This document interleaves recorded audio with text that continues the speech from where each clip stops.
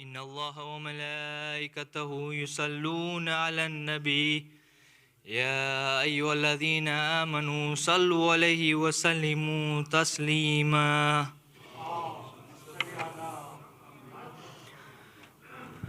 الله أكبر الله أكبر الله أكبر الله أكبر. أشهد أن لا إله إلا الله. أشهد أن لا إله إلا الله. أشهد أن محمدا رسول الله. أشهد أن محمدا رسول الله. أشهد أن عليا ولي الله. أشهد أن عليا حجة الله.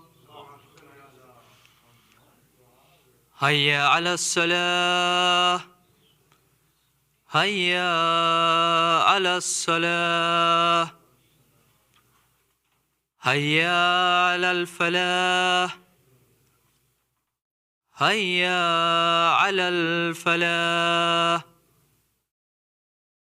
هيا على خير العمل هيا على خير العمل.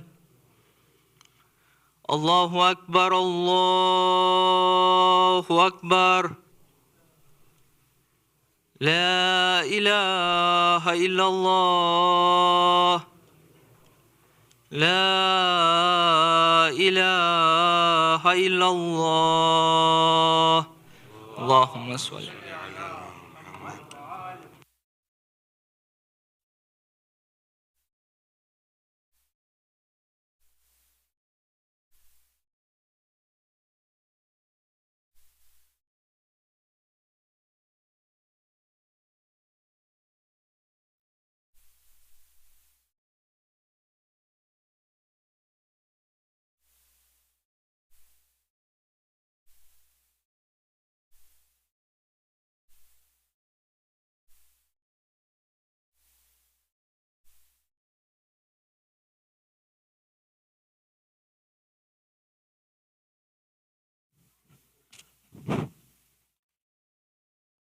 Mu'mineen, just a reminder that the adhan is a time when the line should be formed, and iqama means that the salah is ready to be established. So if you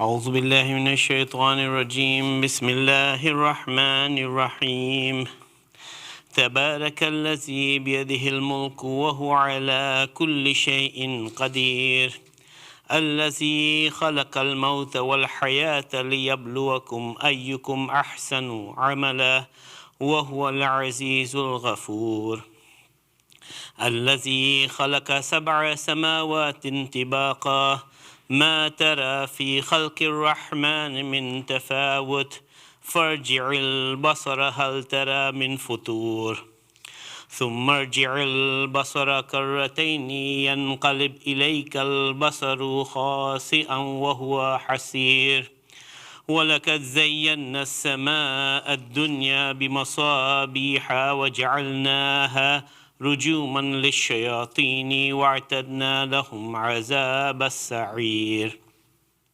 وللذين كفروا بربهم عذاب جهنم وبئس المصير إذا ألقوا فيها سمعوا لها شهقا وهي تفور تكاد تميز من الغيظ كلما ألقي فيها فوج سألهم خزنتها ألم يأتكم نذير قالوا بلى قد جاءنا نذير فكذبنا وقلنا ما نزل الله من شيء إن أنتم إلا في ضلال كبير وقالوا لو كنا نسمع أو نعقل ما كنا في أصحاب السعير فاعترفوا بذنبهم فسحقا لأصحاب السعير إن الذين يخشون ربهم بالغيب لهم مغفرة وأجر كبير وسروا قولكم أو اجهروا به إنه عليم بذات الصدور ألا يعلم من خلق وهو اللطيف الخبير هو الذي جعل لكم الأرض ذلولا فامشوا في مناكبها وكلوا من رزقه وإليه النشور أأمنتم من في السماء أن يخسف بكم الأرض فإذا هي تمور أم أمنتم من في السماء أن يرسل عليكم حاصبا فستعلمون كيف نظير ولقد كذب الذين من قبلهم فكيف كان نكير أولم يروا إلى الطير فوقهم صافات ويقبض ما يمسكهن إلا الرحمن إنه بكل شيء بصير أمن هذا الذي هو جند لكم ينصركم من دون الرحمن إن الكافرون إلا في غرور أمن هذا الذي يرزقكم إن أمسك رزقه بل لجوا في عتو ونفور أفمن يمشي مكبا على وجهه أهدى أمن يمشي سويا على صراط مستقيم قل هو الذي أنشأكم وجعل لكم السمع والأبصار والأفئدة قليلا ما تشكرون قل هو الذي زرعكم في الأرض وإليه تحشرون ويقولون متى هذا الوعد إن كنتم صادقين قل إنما العلم عند الله وإنما أنا نذير مبين فلما رأوه زلفة سيئت وجوه الذين كفروا وقيل هذا الذي كنتم به تدعون قل أرأيتم إن أهلكني الله ومن معي أو رحمنا فمن يجير الكافرين من عذاب أليم قل هو الرحمن آمنا به وعليه توكلنا فستعلمون من هو في ضلال مبين قل أرأيتم إن أصبح ماؤكم غورا فمن يأتيكم بماء معين صدق الله العلي العظيم الله رحم الله من قرأ الفاتحة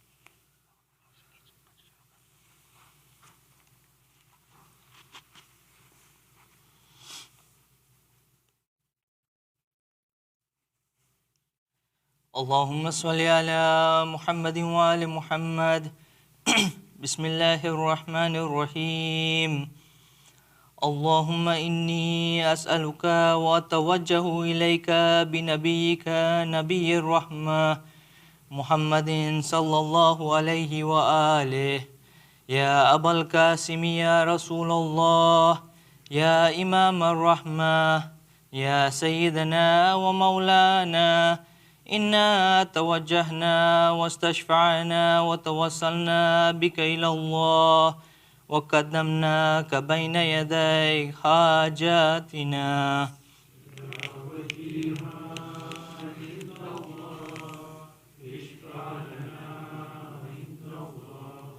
يا أبا الحسن يا أمير المؤمنين يا علي بن أبي طالب يا حجة الله على خلقك يا سيدنا ومولانا إنا توجهنا واستشفعنا وتوسلنا بك إلى الله وقدمناك بين يديك حاجاتنا يا وجيها عند الله يا فاطمة الزهراء يا بنت محمد يا قرة عين الرسول يا سيدنا ومولاتنا إنا توجهنا واستشفعنا وتوسلنا بك إلى الله وقدمناك بين يديك حاجاتنا يا وجيهة عند الله يا أبا محمد يا حسن بن علي أيها المجتبى يا ابن رسول الله يا حجة الله على خلقك يا سيدنا ومولانا إنا توجهنا واستشفعنا وتوسلنا بك إلى الله وقدمناك بين يديك حاجاتنا يا وجيها اشفع لنا يا أبا عبد الله يا حسين بن علي أيها الشهيد يا ابن رسول الله يا حجة الله على خلقك يا سيدنا ومولانا إنا توجهنا واستشفعنا وتوسلنا بك إلى الله وقدمناك بين يديك حاجاتنا يا وجيها عند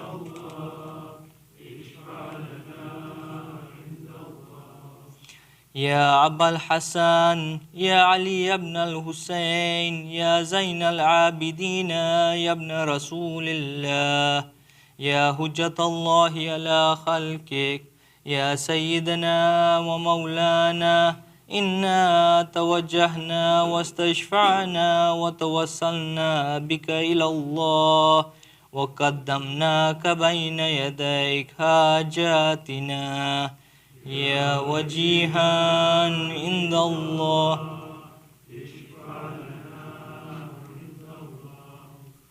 يا أبا جعفر يا محمد بن علي أيها الباكر يا ابن رسول الله يا حجة الله على خلقك يا سيدنا ومولانا إنا توجهنا واستشفعنا وتوسلنا بك إلى الله وقدمناك بين يديك حاجاتنا يا وجيها عند الله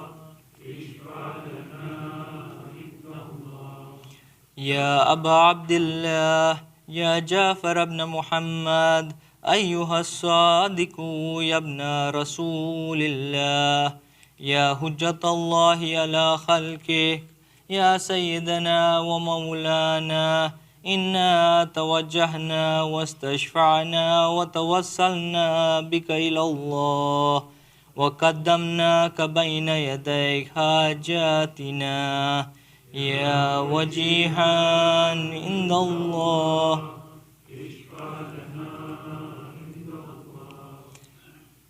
يا أبا الحسن يا موسى بن جعفر أيها الكاظم يا ابن رسول الله يا حجة الله على خلقك يا سيدنا ومولانا إنا توجهنا واستشفعنا وتوسلنا بك إلى الله وقدمناك بين يديك حاجاتنا يا وجيها عند الله يا أبا الحسن يا علي بن موسى أيها الرضا يا ابن رسول الله يا حجة الله على خلقك يا سيدنا ومولانا إنا توجهنا واستشفعنا وتوسلنا بك إلى الله وقدمناك بين يديك حاجاتنا يا وجيها عند الله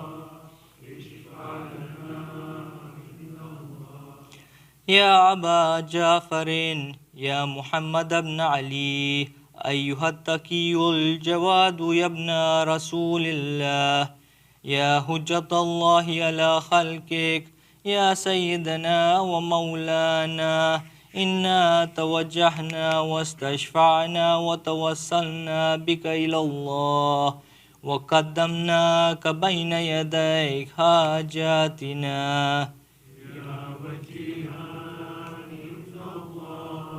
اشفع لنا يا أبا الحسن يا علي بن محمد أيها الحادي النقي يا ابن رسول الله يا حجة الله على خلقك يا سيدنا ومولانا إنا توجهنا واستشفعنا وتوسلنا بك إلى الله وقدمناك بين يديك حاجاتنا يا وجيها عند الله يا أبا محمد يا حسن بن علي أيها الذكي العسكري يا ابن رسول الله يا حجة الله على خلقك يا سيدنا ومولانا إنا توجهنا واستشفعنا وتوسلنا بك إلى الله وقدمناك بين يديك حاجاتنا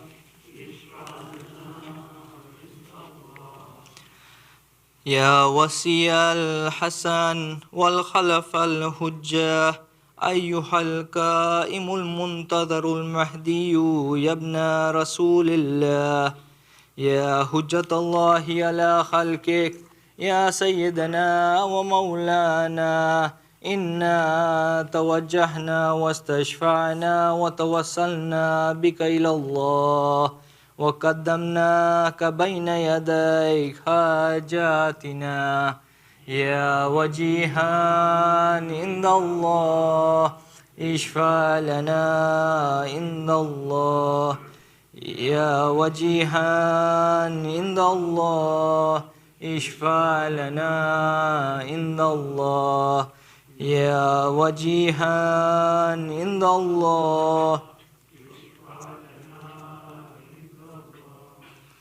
حاجات.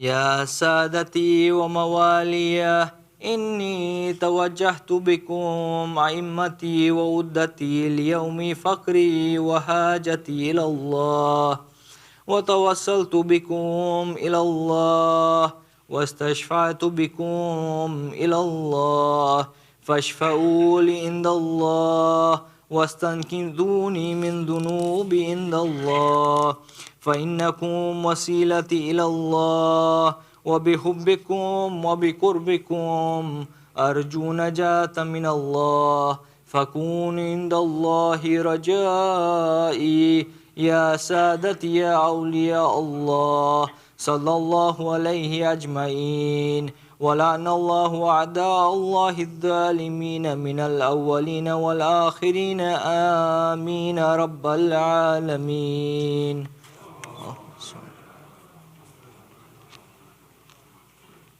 سورة المباركة الفاتحة.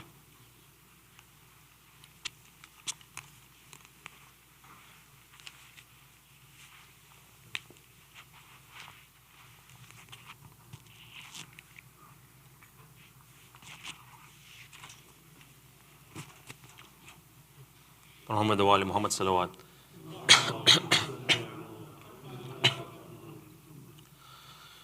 غربت میں قتل ہو گیا مظلوم بے وطن میں بھائی بھائی کہتی تھی لاشا بہن بہن غربت میں قتل ہو گیا مظلوم بے وطن میں بھائی بھائی کہتی تھی لاشا بہن بہن تیروں پہ تھا رکھا ہوا لاشا حسین کا ڈوبا ہوا لہو میں تھا کرتا حسین کا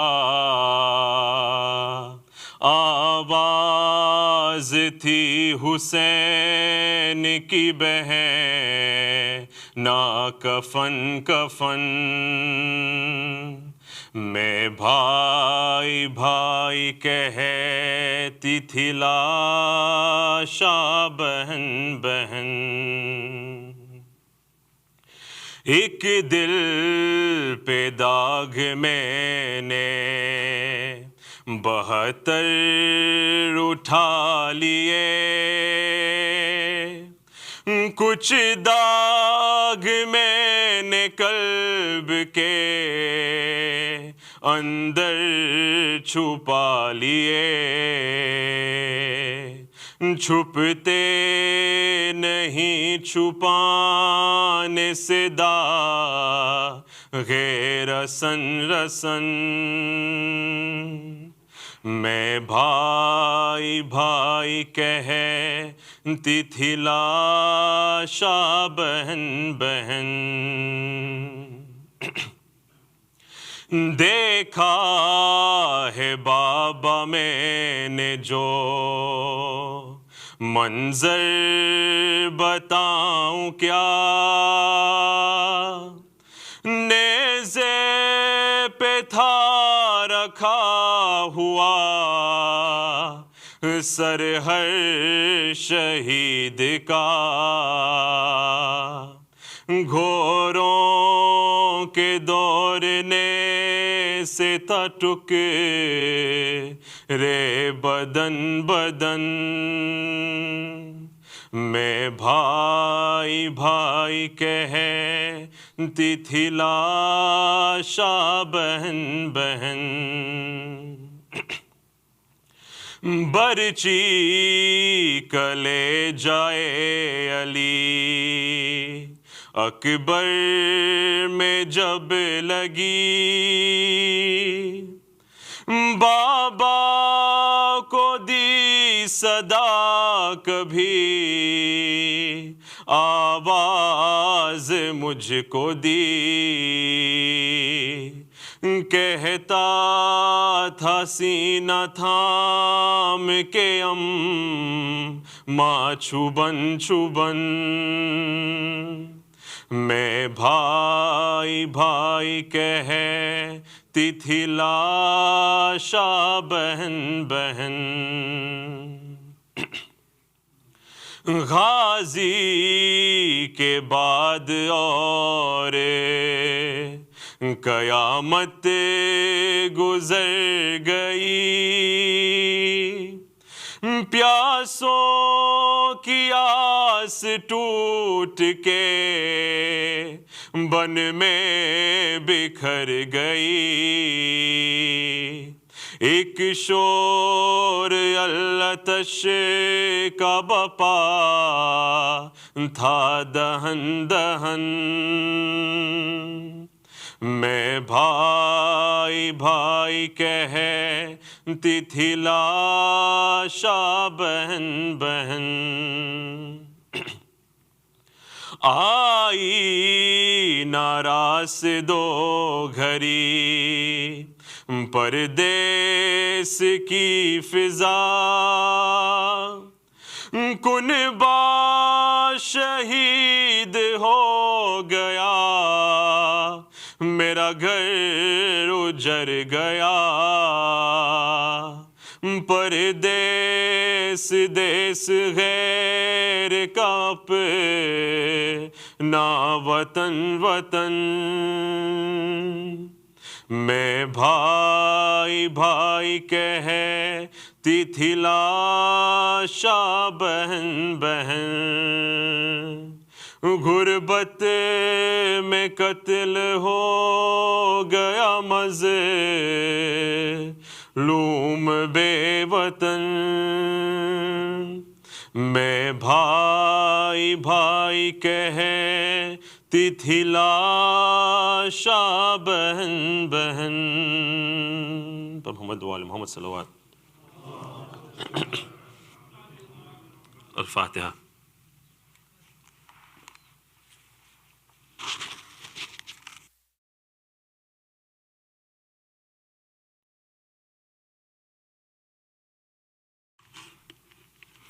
Bismillah ar-Rahman ar-Rahim.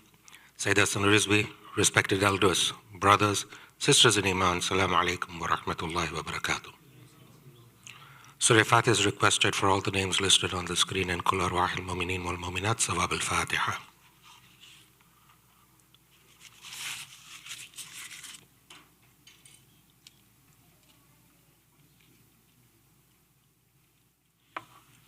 Ayat Ma Yujibun is requested for all the names listed on the screen and whoever is in need of it here and elsewhere. Let us all recite it together. Bismillahir Rahmanir Rahim. Amma yujibul mustarra idha da'ah wa yakshifu su. Amma yujibul mustarra idha da'ah wa yakshifu su. أما يجيب المضطر إذا دعاه ويكشف السوء أما يجيب المضطر إذا دعاه ويكشف السوء أما يجيب المضطر إذا دعاه ويكشف السوء اللهم صل على محمد وعلى محمد. Our Muharram Safar funds are still open. As you can see, alhamdulillah, we only have 23% left to collect. Your generosity towards this noble cause will be greatly appreciated. Please see Brother Abbas Allu or Siptan Yusuf Ali in the gents side and Sister Fatima Abdul Hussein in the ladies side to make a contribution. You can also use the QR code shown on the screen. Now let us invite Sayyid Hasan to come forward to recite tonight's Mantlis by Muhammadin wa ali Muhammad Salawat.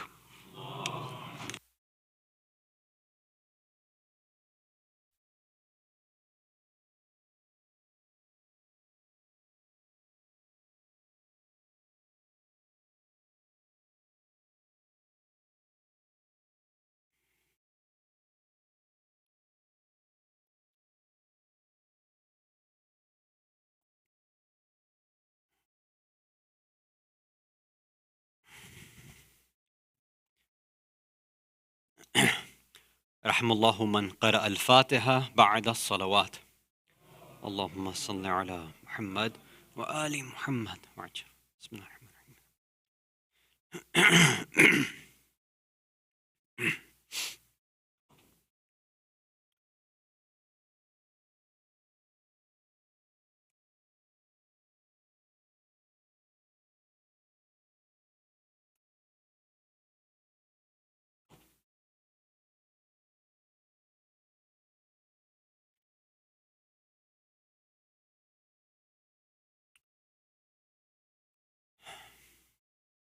أعوذ بالله السميع العليم من الشيطان اللعين الرجيم بسم الله الرحمن الرحيم وبه نستعين لا حول ولا قوة إلا بالله العلي العظيم والحمد لله رب العالمين والصلاة والسلام على أشرف الأنبياء والمرسلين خاتم النبيين شفيع المذنبين رحمة للعالمين سيدنا والنبينا وحبيب قلوبنا والشفيع نفوسنا والطبيب ذنوبنا أبي القاسم المصطفى محمد اللهم صل على محمد ثم الصلاة والسلام والتحية والإكرام على أهل بيته الطيبين الطاهرين المعصومين المظلومين ولعنة الله على أعدائهم أجمعين من الأولين والآخرين إلى قيام يوم الدين أما بعد صلوات على محمد وآل محمد اللهم صل على محمد مؤمنين مؤمنات brothers and sisters in Islam and Iman salamun alaykum wa rahmatullahi wa barakatuh.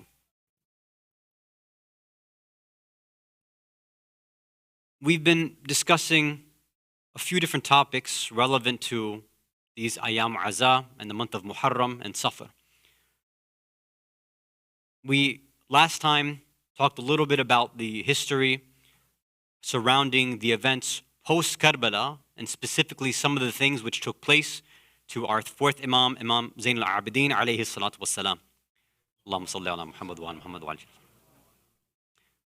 And in particular, we talked about the Battle of Harra. And one of the reasons we talked about that is we wanted to get this misconception out of our minds that right after Karbala, everybody was, on this spiritual high. They all recognized what zulm and oppression happened to the Ahlul Bayt, and then immediately they rose up and then they got rid of the Umayyads. It wasn't like this. And what we see is, in fact, it seemed to have gotten worse. We focused on Medina specifically. That's where the Battle of Harra took place. And over there we see that there weren't really many supporters of the Ahlul Bayt. Even after they had found out about what took place to the Ahlul Bayt, when they had spoken with Imam Sajjad, with Sayyid Zainab, alayhim salam, yes, their hearts hurt, they cried, they grieved, but it didn't really lead to much. They didn't go out and revolt to do anything. It was only when their own interests were involved did they actually go and say, now we have to get rid of the Umayyads and Yazid. And we see that in all likelihood, it was probably because of a multitude of other factors. One of them may have been out of what happened to the Ahlul Bayt, but most likely there was economic factors. There was the corruption of Yazid specifically. There was the power struggle or the power grab by Abdullah ibn Zubair. All these other factors were there. And then when we see in this aftermath, we see that there's less than 20, according to some narrations. And we said, according to the sixth Imam, there was maybe 3 or 4 Shias left. Everybody else had pretty much been either killed or had completely disavowed and moved away from Islam. Meaning they were just Muslims barely by name. And this was as an aftermath of the Battle of Harra. So there was nothing left. And one of the takeaways from that is, even after this very difficult and eye-opening event, this tragedy of Karbala, even after the Muslims became aware of it, you see that there still wasn't really a radical change in their hearts, unfortunately. There was still this hard-heartedness that was present there. They didn't go and revolt right away. So sometimes, as a reflection for us, even when these sorts of things take place in our lives, like these sort of life-changing events, maybe near-death experiences, a loved one passing away, a family struggle, community issue, something like that. Our job is to really focus and open our eyes and to see whether we've really learned our lesson or not. I didn't mention the example last week, but, COVID is something worth thinking about. A lot of times when COVID, first happened, when the pandemic was kind of in its peak, everybody was talking about, okay, we don't have the center anymore, we're at home, we're watching things virtually. We took the community for granted. We took our center for granted. And then finally, we came back in person, alhamdulillah, and unfortunately, I think things got back to normal, not in the good way. Some of those same spiritual community issues carried forth. It doesn't seem like a lot of us maybe have learned our lessons. The same things that maybe we complained about, the same spiritual diseases that we may have had, the same fights and egotistical issues we may have gotten into before the pandemic. After all that, I'm changed now. I respect the center. I want to make sure I have a good connection with my community members and my family members. And, I don't want to take this for granted. It seems like maybe many of us have done that. In the same way, you see, this is what happened with the Muslims as well. They cried, they moaned, they complained about, the Ahlul Bayt. Oh, we disobeyed them, we lost them. And then they just kind of let the same thing happen there. Yeah, there are other points to mention in terms of this history, but I want to go back to our original topic as well. What we first started out with was going through this khutbah of one of the other daughters of Imam Hussein alayhi salam, specifically Fatima bint al-Hussein. And we had said that most likely she would have been known as Fatima al-Kubra, the eldest daughter of Imam Hussein. So for us, again, I wanted to try to simplify it. I tried. I think I failed miserably because everybody afterwards came to me and said, you should have brought that chart because we were confused. Let me try to simplify it again. Forget all the other narrations and all the other opinions. Simplify it. Most likely, at least two daughters. The one that we refer to as Sakina, right? The youngest one, who's 3, 4 years old. And then an elder one, who's probably 10 or 11 years old, who is present in Karbala. She goes to Kufa, to Sham, and by most accounts returns back to Medina as well, right? And we said that she was somebody who is mentioned to married to Hasan al-Muthanna, right? One of the children of Imam Hasan alayhi salam. So I wanted to leave it there. So she's somebody who, in addition to Imam Sajjad, in addition to Sayyidah Zainab, in addition to Kulthum, she, according to some reports, has also given a khutbah in Kufa. So after we had gone through some of this biographical information, we wanted to start this khutbah, and that's what we'll be starting tonight, inshallah. If you can recite a salawat ala Muhammad wa ala Muhammad.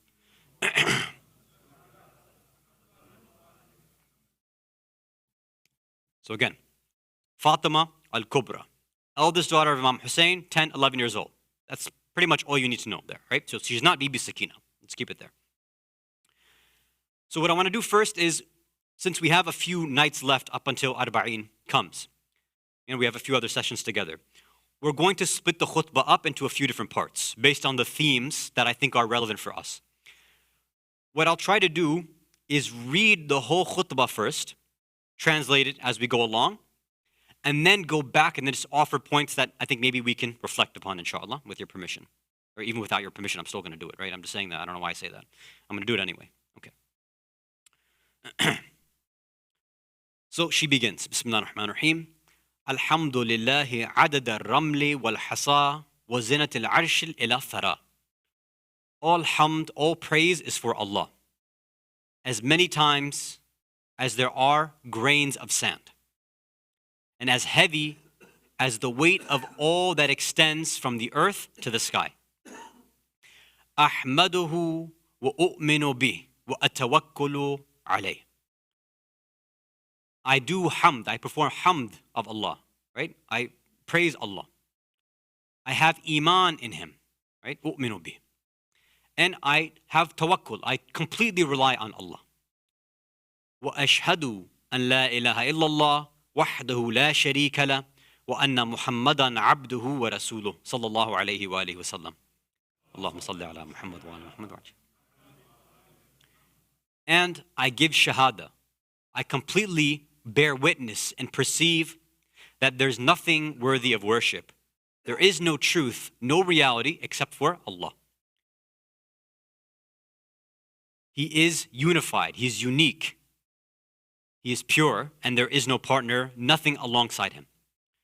And I also give Shahada that Muhammad is His abd and His Rasul, His slave, His servant, and His Rasul, His messenger.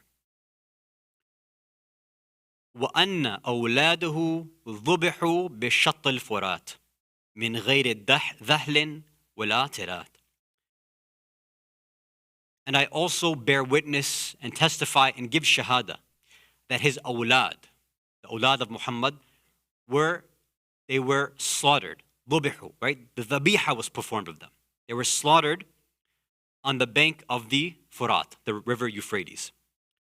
Not out of vengeance, not out of some tribal issues, not out of any sort of personal vendetta. Second part. Allahumma inni a'udhu bika an aftariya alayka al-kadhib wa an aqula khilafa ma anzalta alayh min akhd al-uhud li-wasiyya Ali ibn Abi Talib I'll stop there. Allahumma, Ya Allah, a'udhu bik. I seek protection, I seek refuge in you. From what? From lying about you. From saying anything which goes against what you have done in Zalav, what you have sent down. Specifically regarding the promise, the ahd, that promise that you have sent in terms of the wasiyah of Ali ibn Abi Talib, salawatullahi alayhi wa ala alihi at-tayyibin at-tahirin. Allahumma salli ala Muhammad wa ala Muhammad. And then she goes and begins describing some of the characteristics and traits and fada'il, or the situation of Imam Ali alayhi salam. Al-maslub haqqahu, the one who was deprived of his haqq. Al-maqtul min ghayri dhanb, someone who was killed without any sin, meaning killed innocently. Kama qutila waladahu bil-ams, just like his son, just like his walad, meaning Imam Hussein, just like his son was killed yesterday, the other day. Fi baytin min buyutillah, back to Imam Ali. Imam Ali was killed amongst the houses of Allah, meaning in the masjid.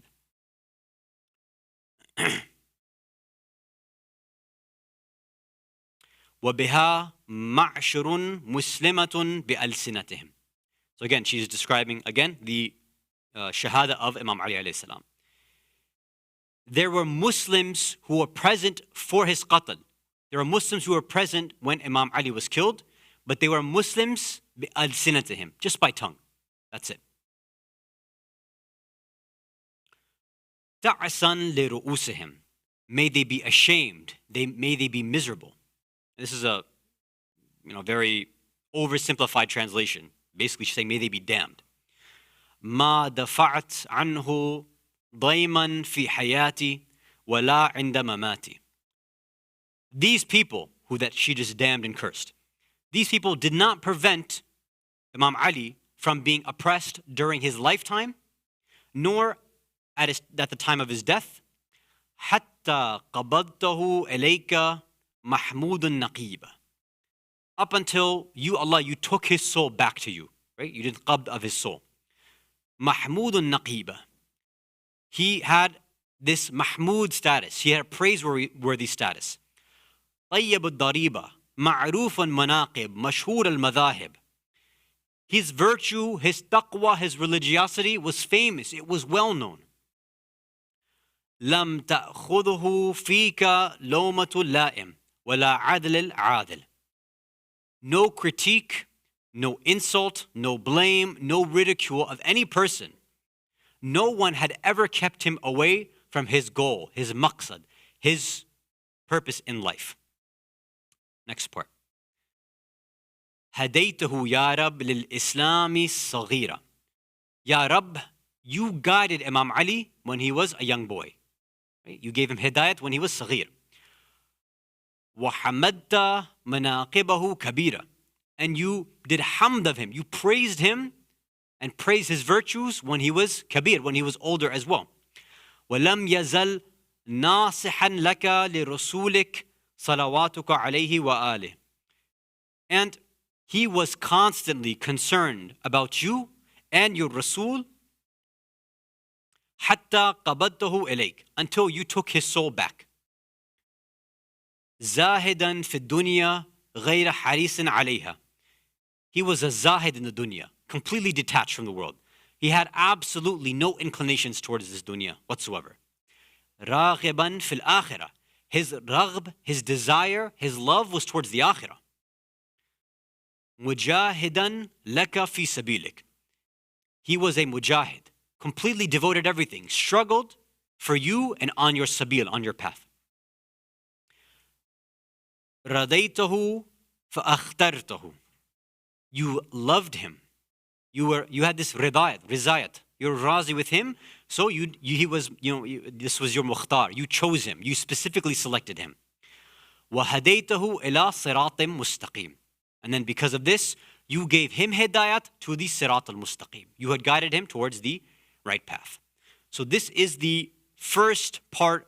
There's much more, which we'll talk about in future sessions, inshallah. Hopefully you were able to follow, as we were saying here. What I want to go through now, inshallah, is break down some of the points that I think we can analyze in the next few minutes. If you can recite a salawat ala Muhammad wa ali Muhammad.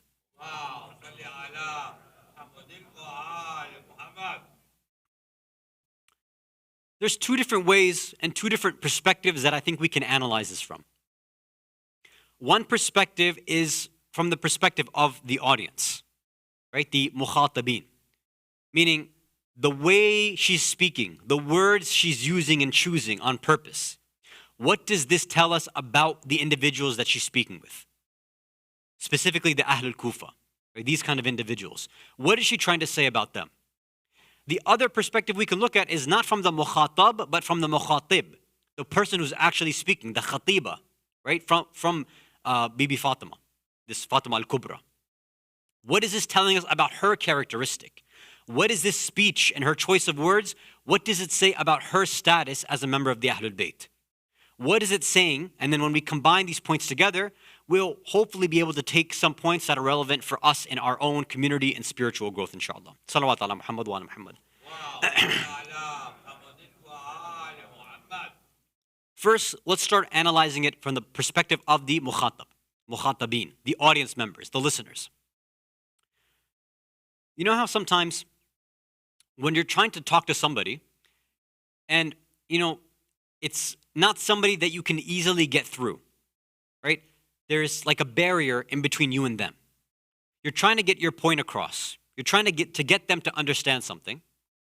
But while you're doing this, there's some block in between. For some reason, you just can't get through to them. They won't understand what you're talking about. They're not agreeing with you. They don't understand you.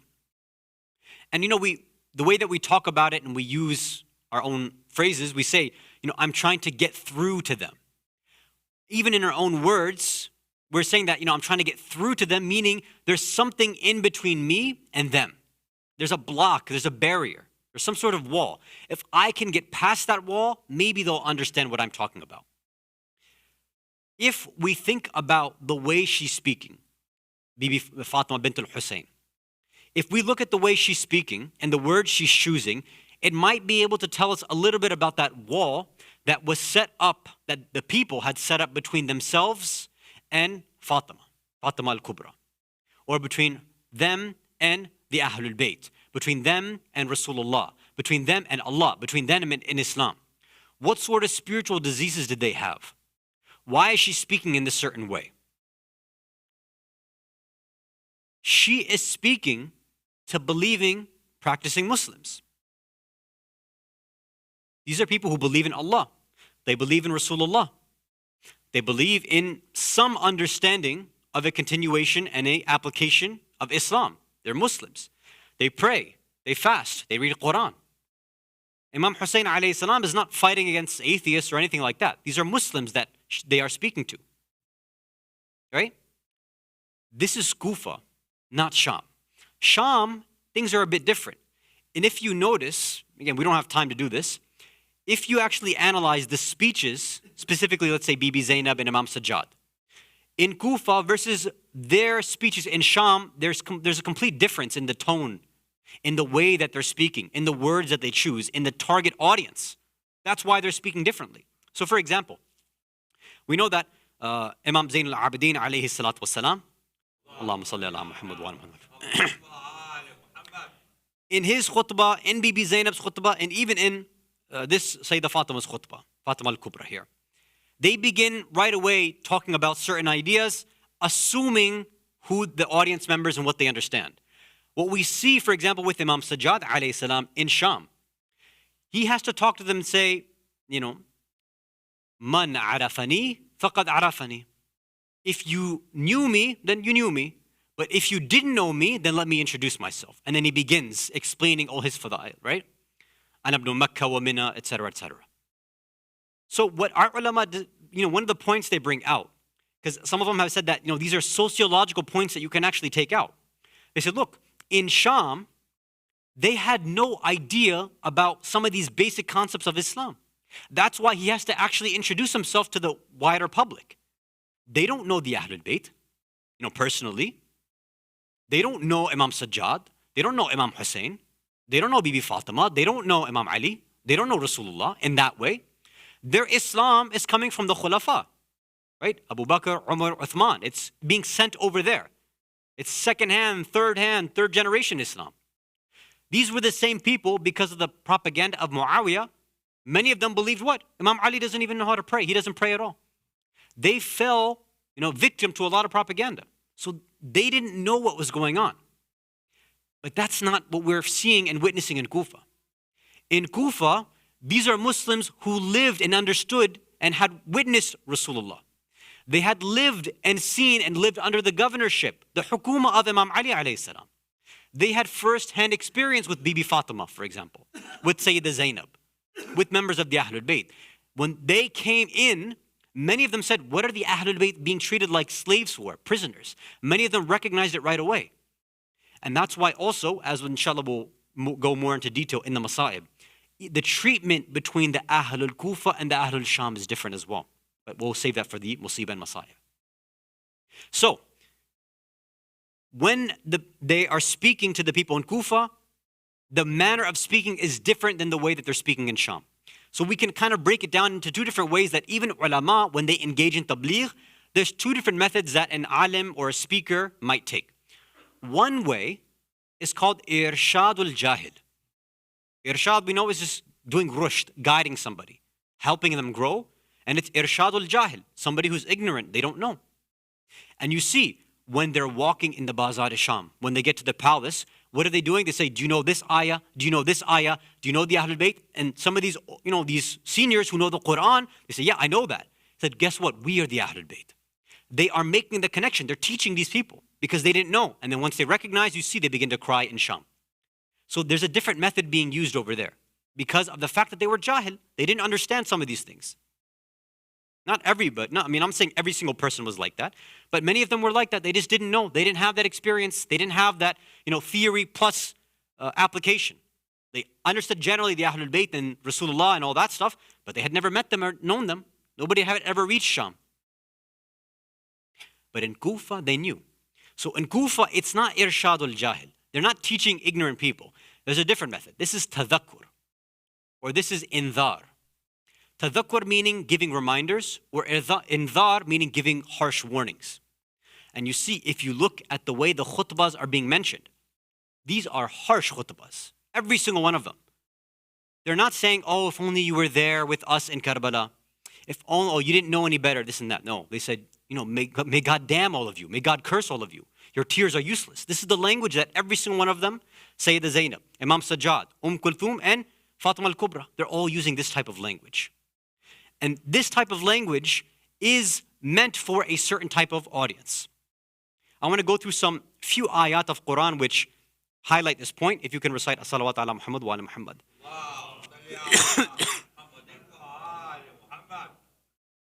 One more salawat ala Muhammad wa ala Muhammad.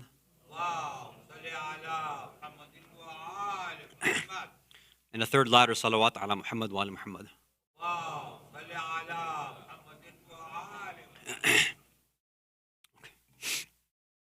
So let's first go to Surah Dhariyat, Surah 51, ayah number 55. This type of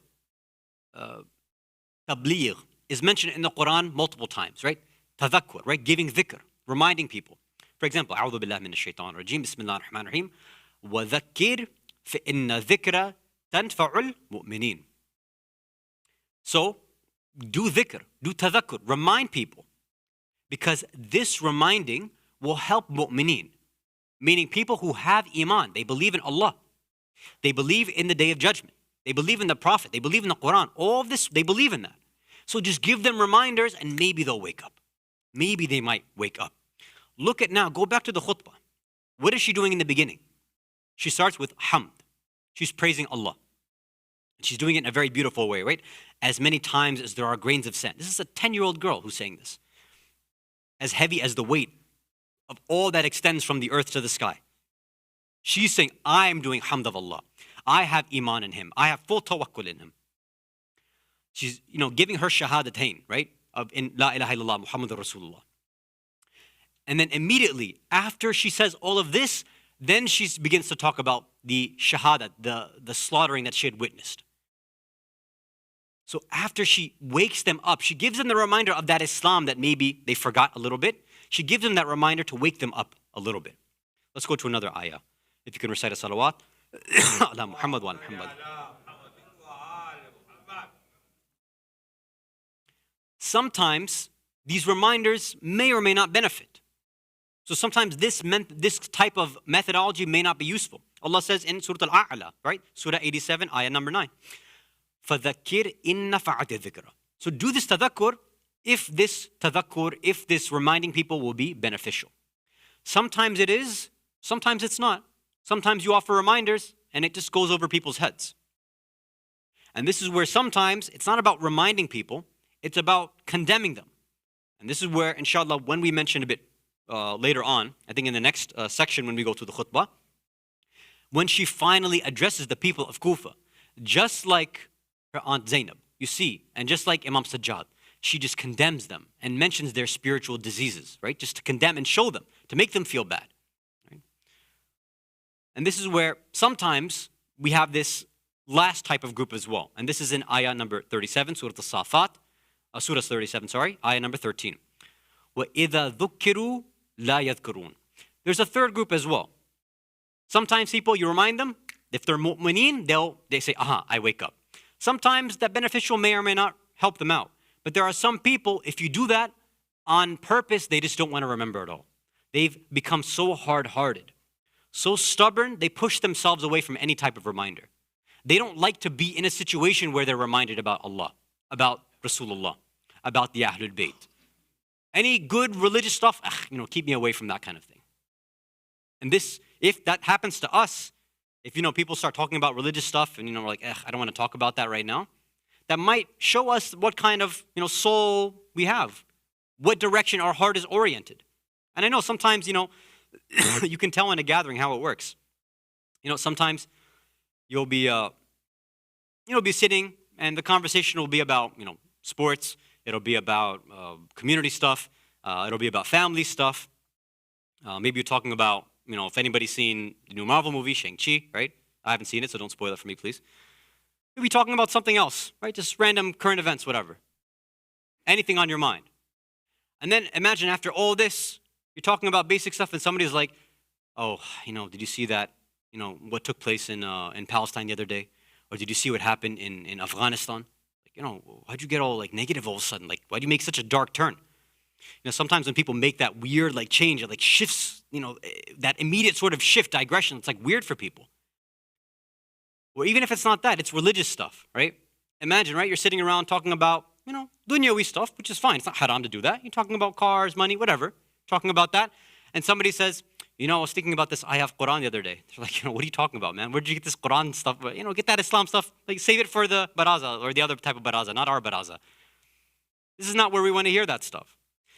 That sort of response that we have to religious conversations or a shift in religious tones, whatever it is, that might tell us how our heart is oriented. Some people, they like when it shifts, finally now, there's a beneficial conversation. Before, it's okay, it was, cars, whatever, it's nice. Or movies, cool, whatever. But then when it shifts to something beneficial, okay, now my heart feels more at ease, at least we're talking about this, that's good. If your heart shifts the other way, now we got to talk about religious stuff, or you want to get up and walk away, like, I don't want to talk about this stuff. That might give you a clue about what kind of person you may be. The kind of person that maybe for you, reminders are useless. You might be the kind of person that needs the condemnation.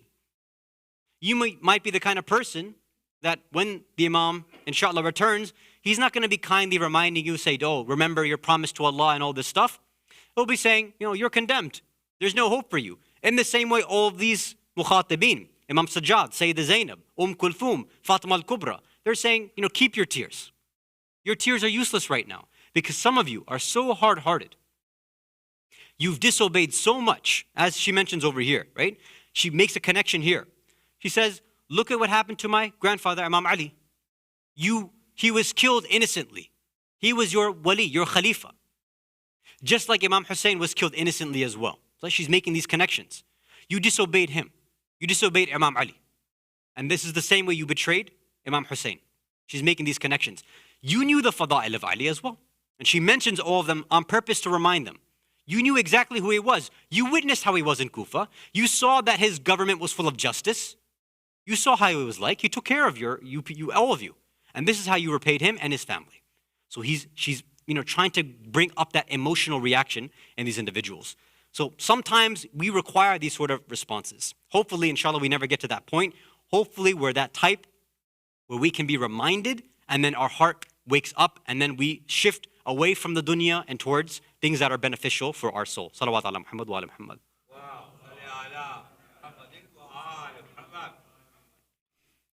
If not, then we may be subject to another type of ayah, which is in Surah Hashr, Surah 59, ayah number 19. Bismillah ar-Rahman ar-Rahim. وَلَا تَكُونُوا كَالَّذِينَ نَسُوا اللَّهَ فَأَنْسَاهُمْ أَنفُسُهُمْ أُولَٰئِكَ هُمُ الْفَاسِقُونَ. Don't be like those who forget Allah or who forgot about Allah, because Allah will make you forget who you really are, what you really believe in. These kind of people end up becoming fasiqun. Open deniers, open sinners. So she's telling them, look, don't you remember the reason she's giving shahada? She's doing shahadatain, right? Not just because it's the introductory thing that we all do, right? You start a speech, just do this stuff. No. She's trying to open their hearts back up. Say, look, you all believe in Islam. You believe in Allah. You believe in the prophets. You believe in the Quran. You believe in all of this. What happened to you? Why'd you forget this? Maybe because you forgot Allah. That's why you left behind your bay'ah. That's why you disobeyed and betrayed your imam. Maybe that's why. So wake up, right? She's trying to wake them up with these initial words. And she even mentioned specifically, the reason Imam Ali was killed, Imam Hussein was killed, wasn't some tribal reason. Don't think that this is because, because they might say, Arabs die, right? That's what happened back then. Tribal warfare, honor killings, that was normal then. She said, no, they weren't killed out of vengeance. There was no vendetta here. There was no, eye for an eye. This was out of hate for Imam Ali. That's why they did this. And she wanted to remind them, you all know who Ali was. I'm reminding you of his characteristics. I'm reminding you that he has a wasiyah and wilayah from Rasulullah, from Allah. If you remember this, then know who you're disobeying. This disobedience is what allowed you to lead to the shahada and allowed you to witness the shahada of Imam Ali and now also Imam Hussein alayhi salatu wassalam. Salawat.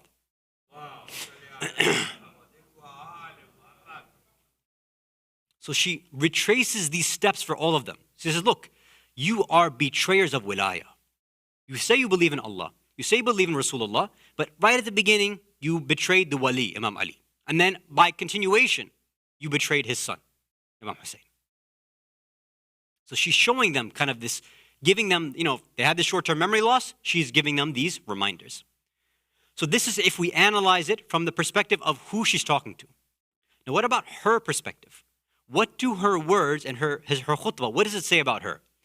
What these words possibly say about her, about Fatima al-Kubra, Fatima bint al-Hussein, is that she is somebody who completely and totally understands wilayah. Why?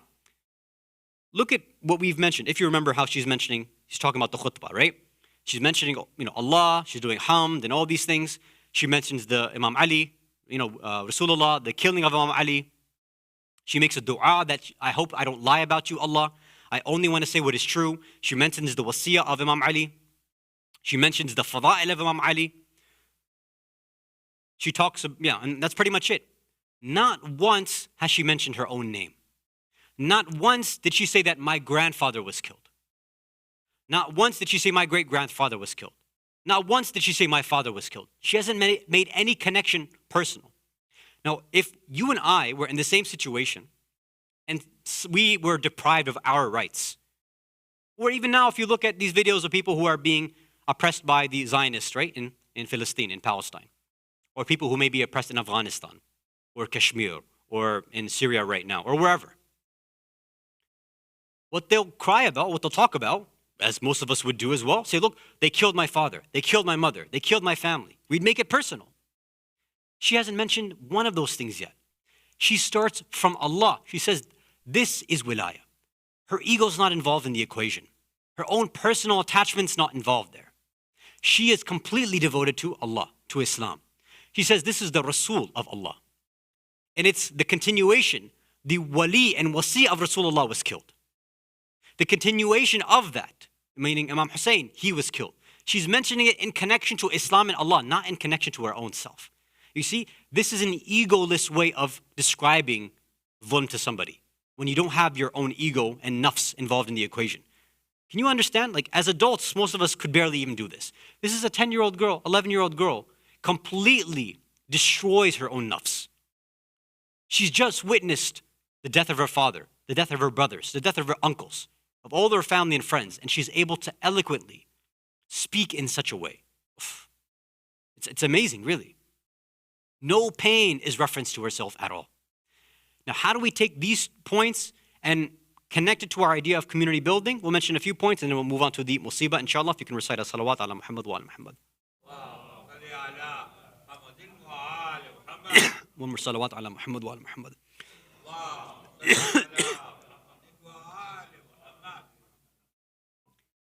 How do we connect this to the idea of community growth and community building, of spiritual growth and spiritual building?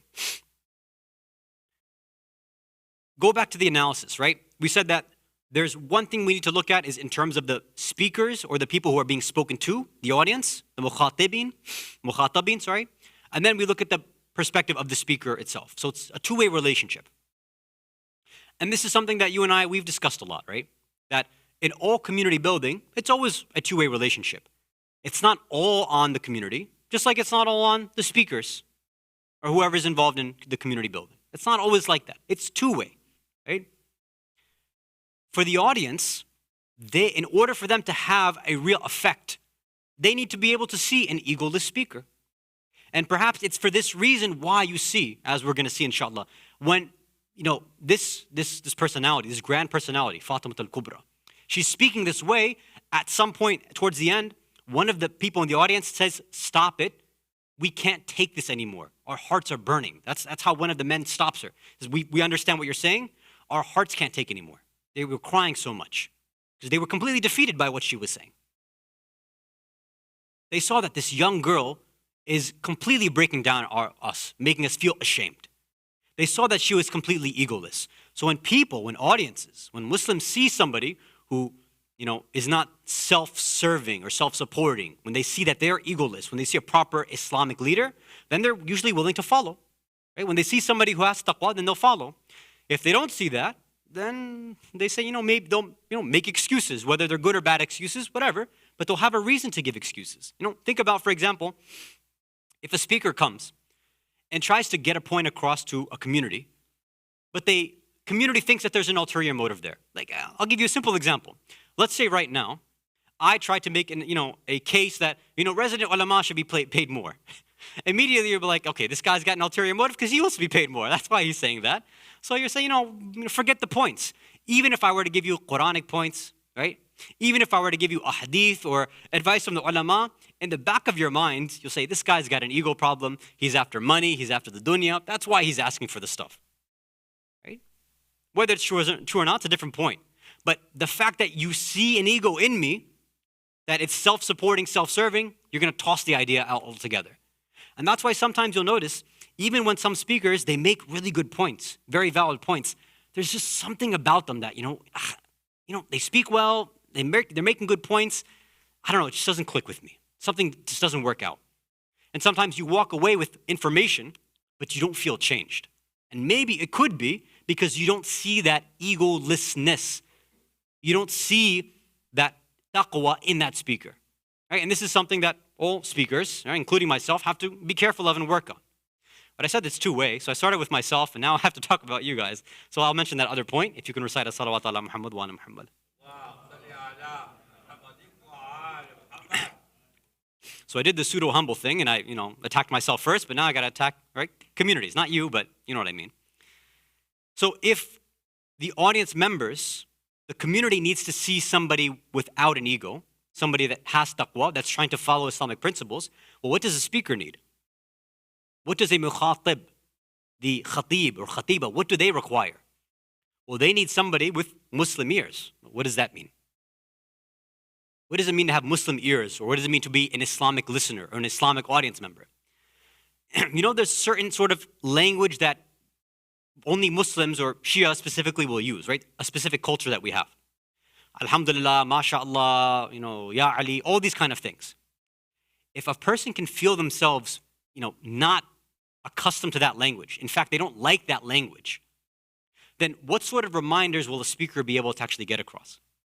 If a speaker is using religious language, ayat of Quran, a hadith, advice from the ulama, and people are like, whatever, we don't care about that stuff, right? We want, give me some points from Tony Robbins, or give me some the latest scientific study, stuff like that.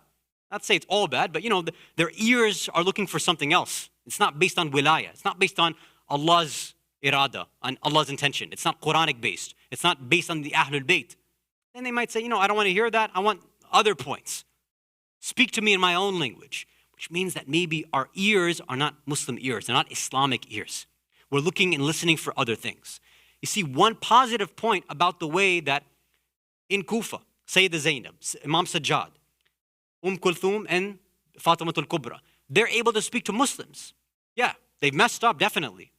They made huge mistakes, but at least she can mention Allah. She can mention Rasulullah. She can mention Imam Ali. And it has an effect on the souls of these people. How many times where a speaker will come, speak in a certain way, but it doesn't have the effect? You didn't speak in the way that we wanted. We want a certain style of speech. We want a certain language of speech. Well, I gave you the ayat of Quran. We gave, a hadith. That's not enough for us. Well, then maybe it's not the speaker's problem. Maybe it's a, listener's problem. And sometimes, we have to understand the audience members too. Sometimes, and I'll tell you, I'm told this a lot. I'll be told, go and speak to the youth this way. Go give them a speech. I'm like, look, I think you have a misunderstanding of how youth need to be spoken to, right? First of all, whatever you mean by youth, even young adults. When you go and just try to give these monologue lectures and just talk and give ayat of Quran and hadith and things like that, they're probably not going to bother. So if that's the case, then, a different method needs to be utilized. Think about the method of speeches we have now. We have people of all different ages, all different backgrounds, of different spiritual levels, all gathered in the same place. It's going to be tough. Some of you want to hear the ayat. Some of you want to hear the ahadith. Some of you want to hear some of these advices from ulama. But others say, no, I want to hear, I don't know, I don't want to give examples again, but you know what I mean, right? I want to hear this motivational point or this scientific point or this and this. We're looking for all these different ideas. And when we look for that, that means we have different types of audience members. When we have that, it's going to be very, very difficult to kind of grow together, which means we have to utilize different methods for all these different demographics. How we do that, inshallah, we can figure that out together, obviously outside of the minbar. So hopefully these points are something we can think about as we go forward. In the next part of the khutbah, which will continue, inshallah, if Allah grants us tawfiq, we continue on Thursday night. The next part, she now, after doing all of this, begins, Ya Ahl al-Kufa. And now she begins to directly address them and begin to mention their qualities and what she really wants to say to them. Inshallah, we'll continue with that on Thursday. If you can recite a salawat ala Muhammad wa ala Muhammad. Another salawat ala Muhammad wa ala Muhammad. And one more salawat ala Muhammad wa ala Muhammad.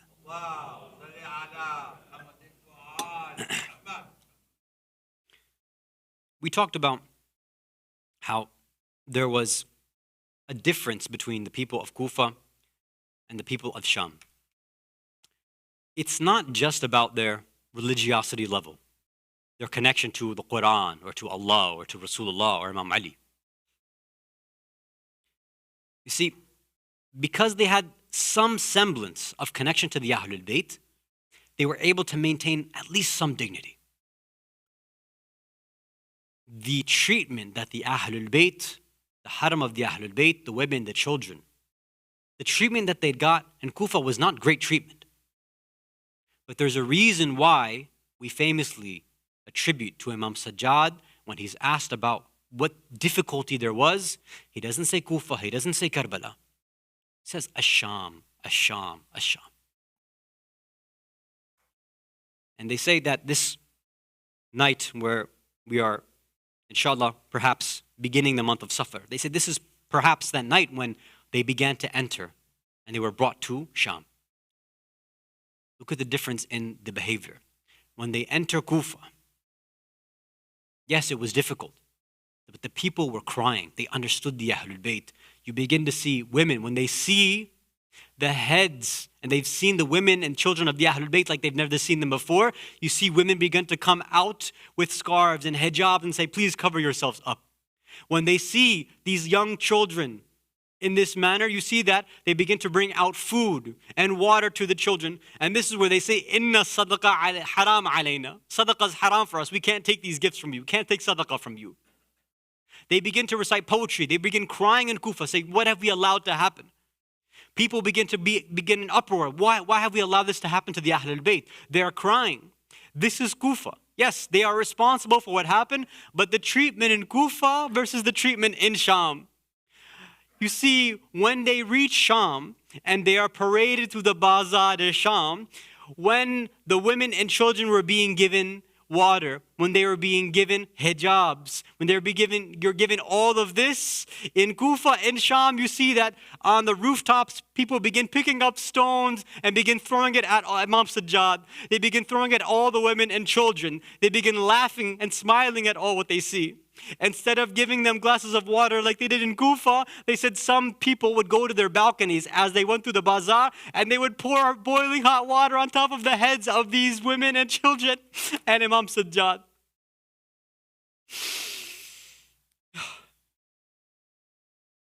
على لعنة الله على قوم الظالمين وسيعلم الذين ظلموا أي منقلب ينقلبون إنا لله وإنا إليه راجعون رضا بقضائه وتسليما لأمره صلوات على محمد وعلى محمد.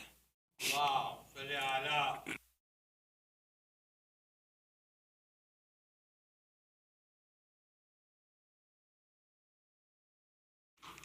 يا حسين يا حسين يا حسين يا حسين يا حسين يا حسين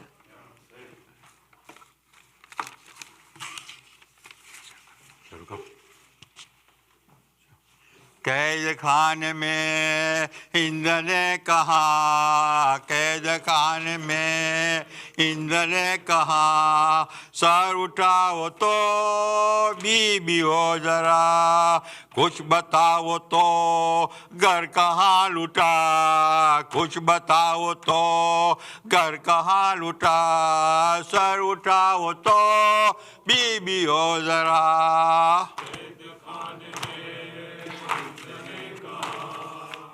तकाने में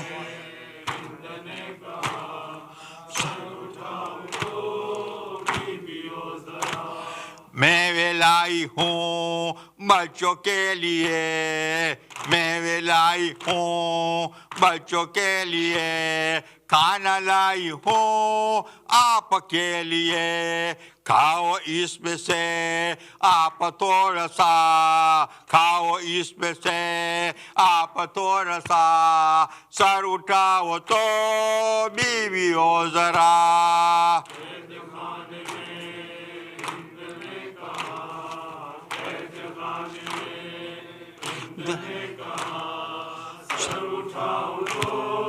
बीबी हो जरा वारिसों के sir किस जगह कटे वारिसों के sir किस जगह कटे कौन सी खता पे आप है लुटे حال بچوں کا غیر کیوں ہوا حال بچوں کا غیر کیوں ہوا سر اٹھاؤ تو بیوی ہو ذرا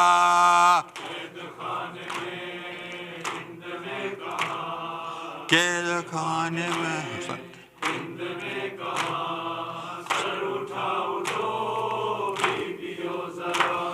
لاؤ ہاتھوں کی کول دور سن لاؤ ہاتھوں کی کول دور سن بدلو بچوں کے اجرے بحیرن سر چھپانے کو لائی ہوں ردا سر چھپانے کو لائی ہوں ردا سر اٹھاؤ تو بیوی ہو ذرا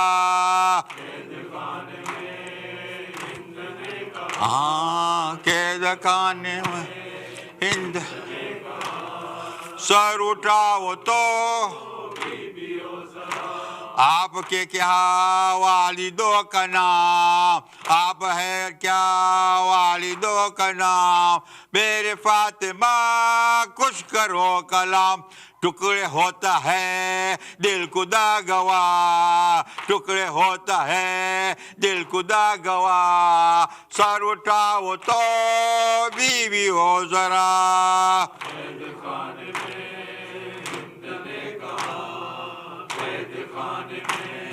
ہند نے کہا سر اٹھاؤ پھر سکینہ کو گود میں لیا پھر سکینہ کو گود میں لیا پیار کر کے اور اس نے یہ کہا کیسی لیے آپ کو کیا قید کس لیے آپ کو کیا سر اٹھاؤ تو بیوی ہو ذرا میں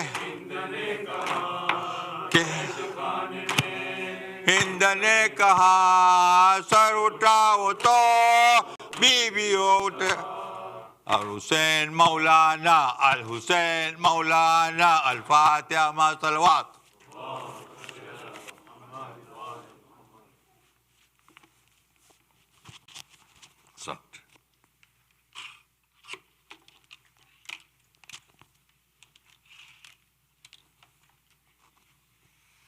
السلام عليك يا رسول الله السلام عليك يا علي المرتضى السلام عليك يا فاطمة الزهراء سيد النساء العالمين السلام عليك يا حسن المجتبى السلام عليك يا حسن شهيد كربلاء السلام عليك يا علي بن حسين السلام عليك يا أصحاب الحسين السلام عليك يا أولاد الحسين السلام عليك يا علي زين العابدين السلام عليك يا محمد الباقر وجعفر الصادق وموسى الكاظم وعلي الرضا ومحمد التقي وعلي النكي والحسن العسكري ورحمة الله وبركاته السلام عليك يا صاحب سوى الزمان الأمان الأمان الأمان السلام عليك يا ورحمة الله وبركاته